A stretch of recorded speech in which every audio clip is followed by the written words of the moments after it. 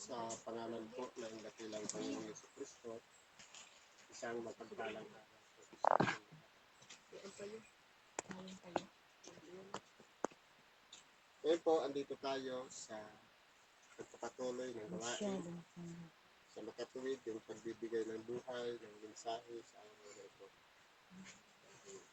Ang akin pong bibigyan ng buhay, yung unang aralin, ayon sa sulat ni Apostol Pablo sa mga taga-Kolosas sa Kapitulo 3, versikulo 18 hanggang 25. Ito po ay naisipahayag ng Diyos sa bawat isa sa atin. Na tayo man, babae, lalaki, naging ama man, ina, naging mga anak. Tayo pong lahat ay may tungkulin sa isa't isa. Ano po ang sabi? Mga babae, pasakop kayo sa inyong asawa gaya ng nararapat sa Panginoon. Ibig kong sabihin dito, ang pinapahayagan dito ng ating dakilang Panginoon, yung mga babae na may asawa, na dapat magpasakop sa kanilang sariling asawa, hindi sa asawa ng iba. Yan po ang ibig sabihin niya. Ibig kong sabihin nito, ito po ay nagpapakita ng kababaan ng pag-iisip, lalong-lalo na sa babae, na kinakailangan magpasakop. Kaya nga sinasabi, sa inyong asawa. Kaya bawal dito yung ikurap yung asawa ng iba. Mga lalaki, ibigin ninyo ang inyong asawa at huwag kayong maging mapait sa kanila. Sa mga lalaki naman na may asawa, dapat po ipakita natin yung pag-ibig sa ating asawa, hindi lang sa salita.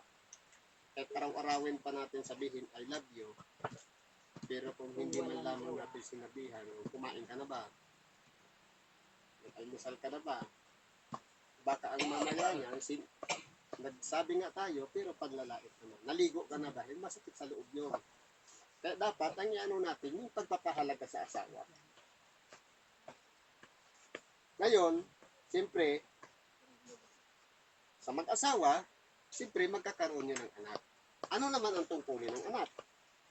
Mga anak, magsitalima kayo sa inyong magulang sa lahat ng bagay sapagkat ito'y totoong nakalulugod sa Panginoon.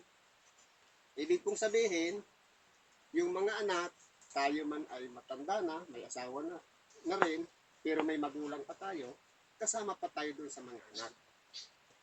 Ibig sabihin, hindi lang ito para sa mga bata, yung mga anak na maliliit pa, natin na kailangan magsitalima. Ano pong pagsitalima? Pagsunod. Halimbawa, may pinapakiusap yung magulang na mag-araro. Pwede naman, kung kaya naman ng katawan. Dahil anak. Ngayon naman, sa mga maliliit, kinakailangan ang pagtatalima po kasi, yung pagsunod sa lahat ng sinasabi ng magulang.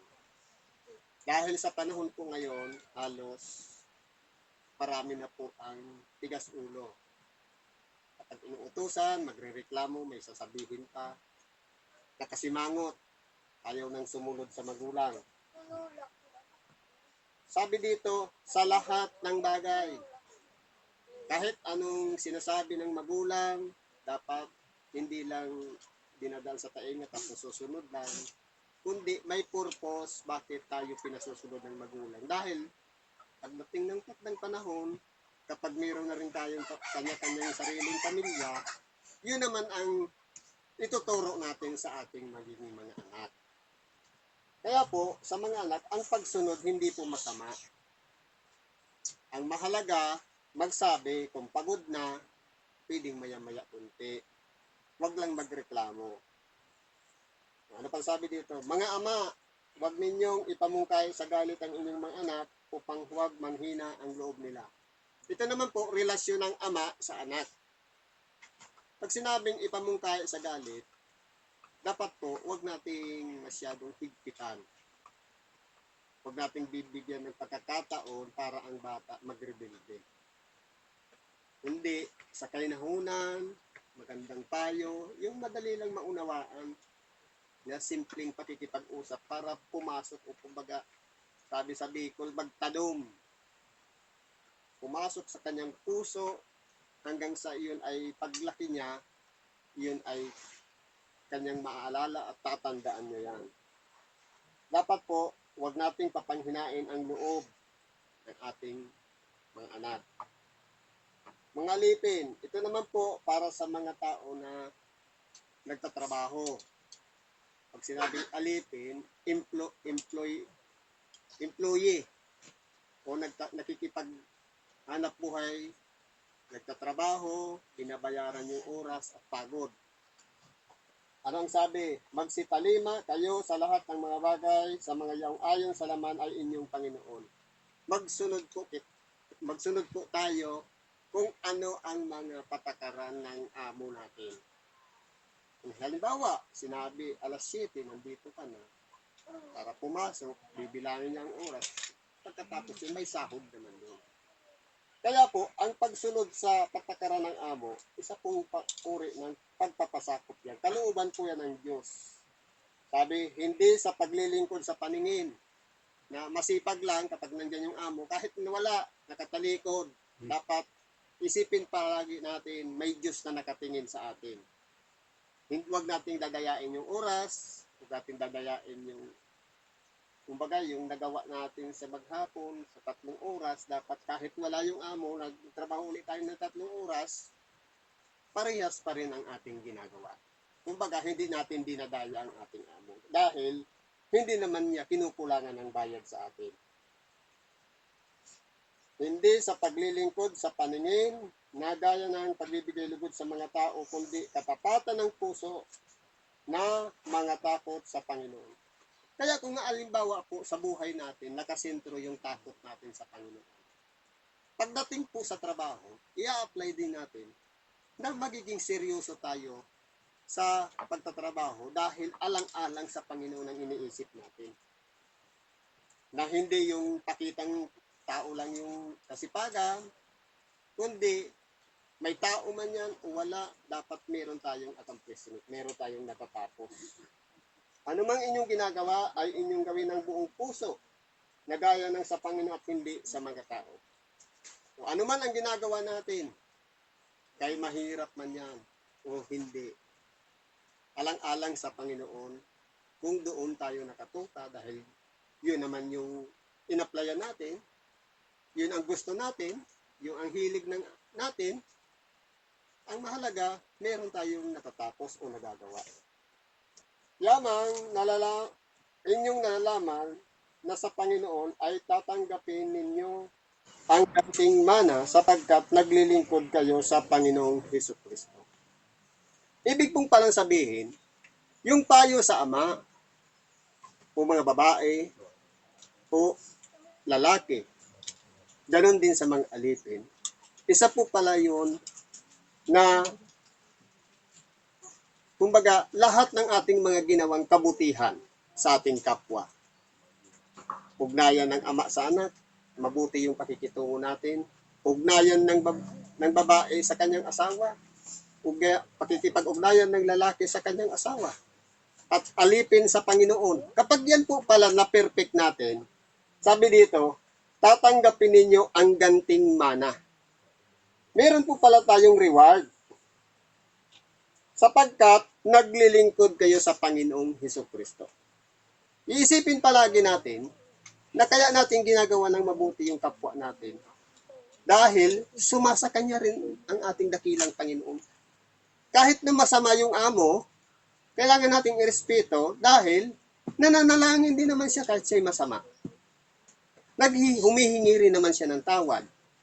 Kaya po, kumbaga, ang lahat ng bagay, palagi nating isip, kaya natin ginagawa ito alang-alang sa Panginoon. Sapagkat meron tayong reward na tatanggapin sa pagkabuhay na maguli sa mga patay. Bakit po? Sabi dito, sapagkat ang gumagawa ng masama ay tatanggap ng ayon sa masama na kanyang ginawa at walang itinatanging tao. Kaya po tayong mga tao tinuturuan dito, tayo man ay mabuti, tayo man ay masama. Depende po ang ating reward na tatanggapin doon sa ating mga ginawa. Kung gumawa tayo ng mabuti, ang reward sa atin, mabuti rin. Kung gumawa tayo ng masama, ang tatanggapin natin, paghihiganti ng Panginoon. Sabi nga, sa gumagawa ng mabuti, ganti na may kasamang pagpapala. Pero, sabi ng Panginoon nga, akin ang paghihiganti, ako ang gaganti. Kaya sa gumagawa ng mabuti, ganting pala. Sa gumagawa ng masama, paghihiganti. Sapagkat ang lahat ng may mga mapagpakumbabang puso handang sumunod sa kalooban ng Diyos, ang reward po noon sa pagkabuhay na mag-uli sa mga patay, buhay na walang hanggan sa piling ng lumikha, sa piling ng kaharian ng Diyos, kasama natin doon si Kristo, ang mga anghel. Pero, doon sa mga nagsisigawa ng masama, dalawa lang po kasi ang nilalakaran ng tao. Binigyan ng kalayaan ng tao mamili kung mabuti ang gagawin o masama. Kung tayo ba'y saan madadala? Sa nasa ng Espiritu na tayo'y magpakabuti, sapagkat ang Espiritu ay mula sa Diyos, o nasa ng laman, na iyan ay may limitasyon lang. May hangganan, may kamatayan. Pero po, ang pinaka-priority po dito sa atin, sabi doon sa pangalawang aralin, ang buhay sa bilang tao may hangganan. Lahat ng karangyaan, lahat ng gusto nating gawin, magagawa natin. Pero, pagdating sa hulihan, merong paghihiganti ang Panginoon. Sapagkat, ang kalalabasan natin yan, kung gumawa tayo ng masama, papunta naman tayo doon. Tatanggap ka ng buhay na walang hanggan, pero walang hanggang paghihirap din doon sa dagat-dagatang apoy. Kaya po kung titingnan po natin dito, tayo pong lahat ay pinapakiusapan ni Apostol Pablo, mamili tayo kung ano ang gusto nating gawin. Gusto ba natin buhay na walang hanggan? Targetin natin yon sa pamamagitan ng ating pang-araw-araw na gawa. Pero kung tayo, ang iniisip natin, dito lang sa ibabaw ng sanlibutan, wala po tayong tatanggapin doon.